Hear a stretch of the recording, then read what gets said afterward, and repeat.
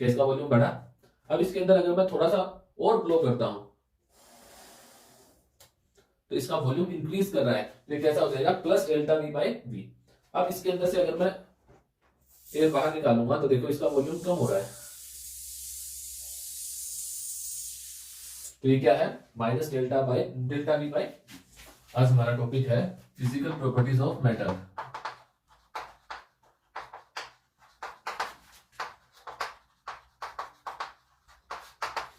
अब यहाँ पे हमें देखना क्या है कि मैटर कितने टाइप का होता है, मैटर होता क्या है।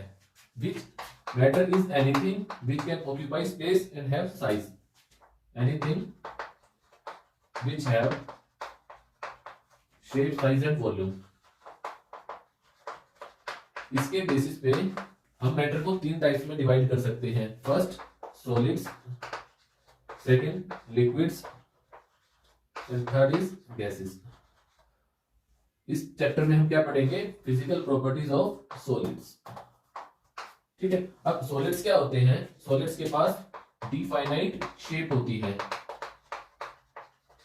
साइज होता है, वॉल्यूम होता है। अपार्ट फ्रॉम ऑल दिस इनके पास मास होता है, एनर्जी होती है। ठीक है, इसी तरह से लिक्विड्स के पास क्या होता है, लिक्विड के पास शेप एंड साइज तो होता है बट ये डिफाइनाइट नहीं होता। इसको हम जिस कंटेनर में डालते हैं ये उसकी शेप और साइज ले लेता है। Similar for gases.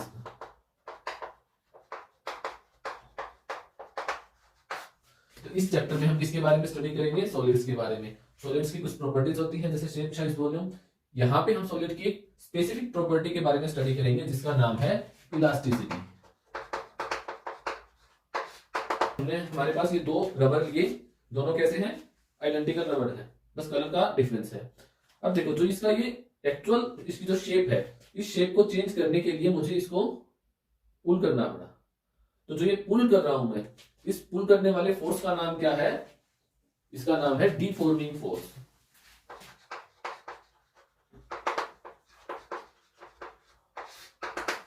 तो जैसा मैंने बताया, इसको देख के समझ में आता है कि इसकी डेफिनेशन क्या बनेगी। इसको चेंज करने के लिए मैंने फोर्स लगाया, इस फोर्स का नाम है डिफॉर्मिंग फोर्स। तो डिफॉर्मिंग फोर्स क्या होता है, a force which can deform the shape size of A object, which can deform the shape and size.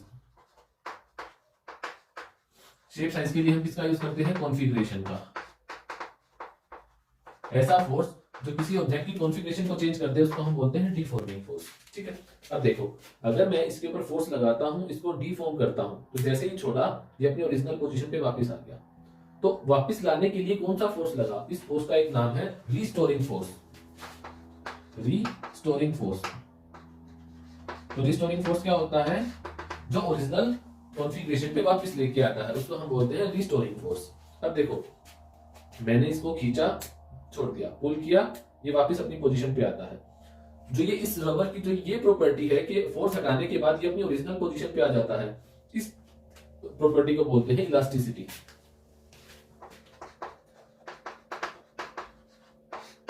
तो इलास्टिसिटी क्या होता है, elasticity is the property of A solid by which it regain its original position after the removal of deforming force, after the removal of deforming force। अब देखो मैं इसके ऊपर deforming force लगा रहा हूं, मैंने इसको यहां तक खींचा, ये ब्रेक नहीं हुआ। अब अगर मैं इससे ज्यादा फोर्स लगाऊंगा तो ये टूट सकता है। तो मैक्सिमम फोर्स कौन सा, deforming force. Maximum deforming force जिसमें एक ऑब्जेक्ट अपनी इलास्टिसिटी वाली प्रॉपर्टी लूज नहीं करता है, स्टैंड रहता है उसके ऊपर, उस मैक्सिमम फोर्स को बोलते हैं अल्टीमेट स्ट्रेस। स्ट्रेस क्या होता है, फोर्स पर unit area. Stress is equal to restoring force पर यूनिट एरिया। ठीक है भाई, रीस्टोरिंग फोर्स पर यूनिट एरिया। अब वो मैक्सिमम फोर्स, मैक्सिमम स्ट्रेस जितना ये रबर बियर कर सकता है, इसको बोलते हैं हम अल्टीमेट स्ट्रेस। अब अगर ये स्ट्रेस इससे थोड़ा सा भी ज्यादा हो जाएगा तो ये रबड़ टूट जाएगा। तो जहां पे रबड़ टूटा उसका नाम क्या होगा? Breaking stress. ठीक है, ब्रेकिंग स्ट्रेस पे रबड़ टूट जाएगा। अब एक प्रॉपर्टी आती है, देखो ये रबर है, ओरिजिनल शेप इसकी ऐसी है, इसकी इलास्टिक लिमिट इतनी है, बट क्या हो अगर मैं इसके अंदर बार बार ऐसा डीफॉर्मिंग फोर्स लगाता रहूं, अगर मैं इस पे बार बार ऐसा डीफॉर्मिंग फोर्स लगाऊंगा, ये वापस अपनी पोजीशन पे तो आएगा, बट जितना पहले इलास्टिक था, इलास्टिसिटी वाली प्रॉपर्टी पहले जितनी थी बाद में उतनी नहीं रहेगी, ये अपनी कुछ प्रॉपर्टीज को लूज कर देगा, लेस इलास्टिक हो जाएगा। तो इस प्रॉपर्टी का नाम क्या आ जाएगा? Elastic fatigue. तो इलास्टिक फटीग क्या होता है? जब हम किसी ऑब्जेक्ट के ऊपर, किसी सॉलिड के ऊपर डिफॉर्मिंग फोर्स लगाते हैं repeatedly, when an object is subjected to a deforming force repeatedly,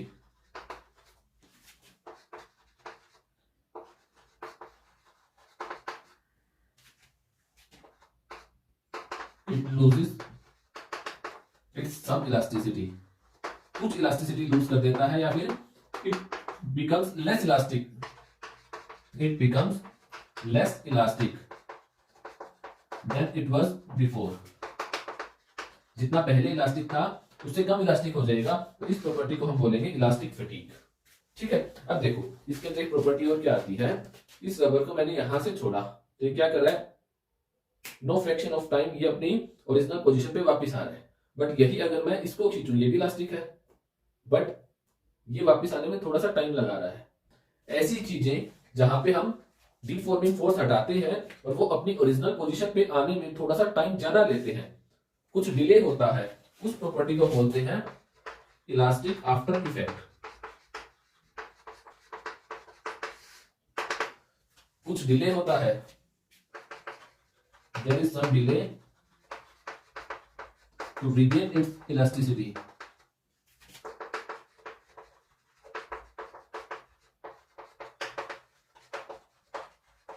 after the removal of deforming force, this delay is known as elastic after effect.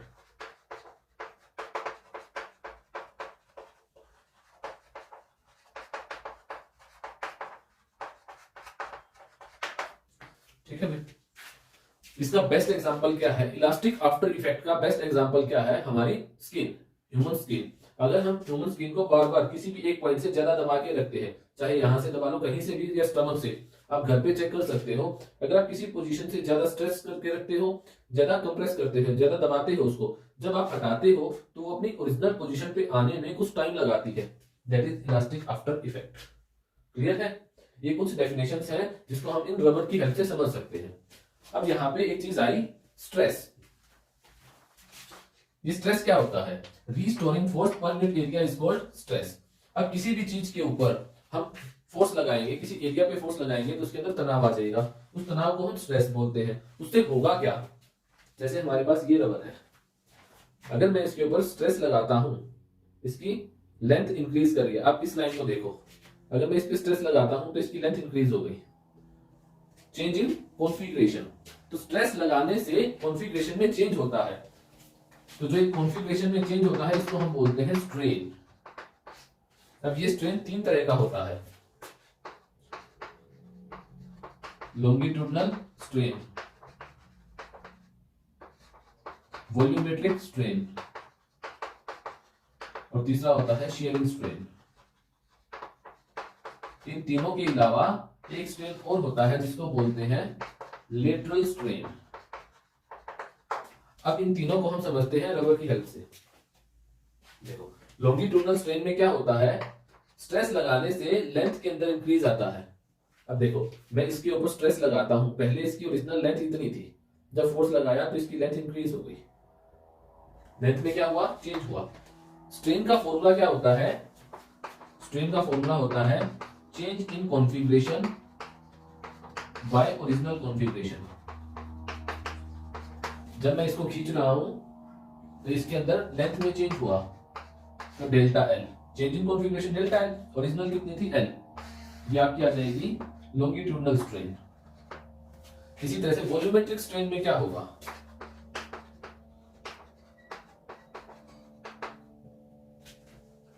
Formula same है, change in configuration. अब इसमें change किसमें होगा, volume में, delta V by original we.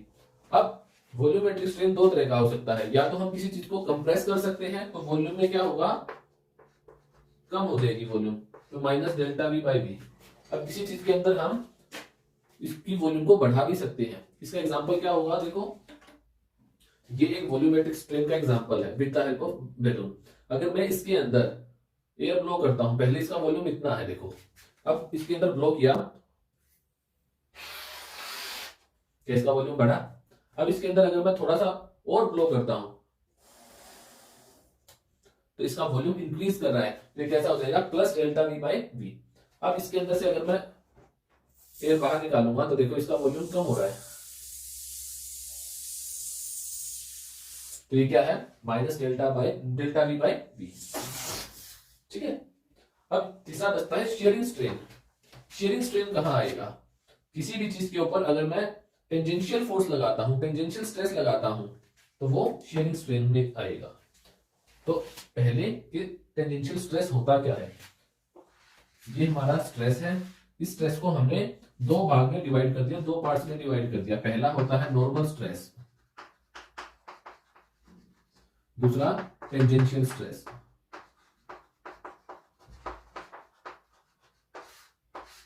Normal stress क्या होता है, मान लिया मेरे पास एक ऑब्जेक्ट है ये, अगर मैं इसके परपेंडिकुलर, इसके नॉर्मल इस पे फोर्स लगाता हूं तो क्या आ जाएगा हमारा नॉर्मल स्ट्रेस। ठीक है। अगर ये इसकी सरफेस है और मैं इसकी सरफेस के अलोंग ऐसा या ऐसा फोर्स लगाता हूं तो ये हमारा टेंजेंशियल स्ट्रेस होगा। नॉर्मल स्ट्रेस किसके अंदर आता है, लॉन्गिट्यूडनल और वॉल्यूमेट्रिक स्ट्रेन के अंदर, और टेंजेंशियल स्ट्रेस किसमें आता है, शेयरिंग स्ट्रेन के अंदर। क्लियर है।